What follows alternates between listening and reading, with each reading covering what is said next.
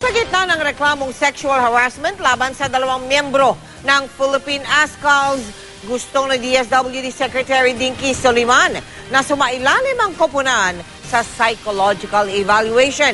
Ang sabi naman ng ASCALs team manager, papayag sila kung iyon ang rekomendasyon matapos ang investigasyon, pero sana raw huwag munang husgahan ang koponan.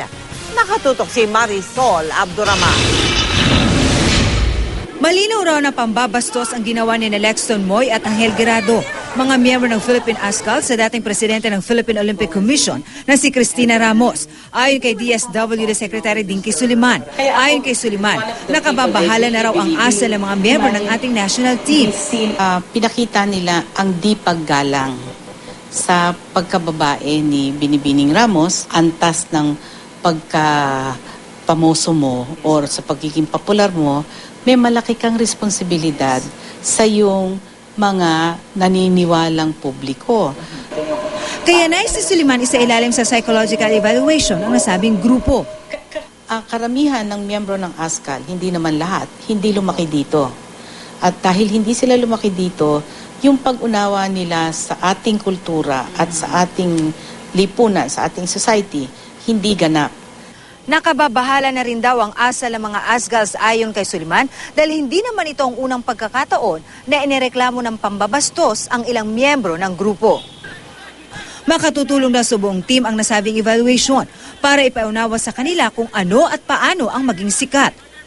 Maunawaan din nila, ano nga bang tinutungtungan nilang mga values? Ano ba yung tinutungtungan nilang mga paniniwala? Para nga maging mas may malay sila, maging aware na ang kanila ngayong papel sa buhay ay hindi na ordinaryong mamamayan na naglalakad sa sidewalk. Ikaw ngayon ay modelo ng mga teenagers. Nasa Nepal ngayon ang koponan para sa AFC Challenge Cup. Ayon sa manager ng grupo na si Dan Palami, unfair ang mga ganitong komento sa grupo. Gayunman, handa naman daw silang sundin kung ano man ang rekomendasyon ng committee na binuo ng Asian Football Confederation. Once the disciplinary committee report is out and mapakita talaga na may pagkasala, then I will join the team in getting those psychological exams. Sana iwasan na muna natin yung mga ganitong mga statements, ganitong mga pagbabatisos.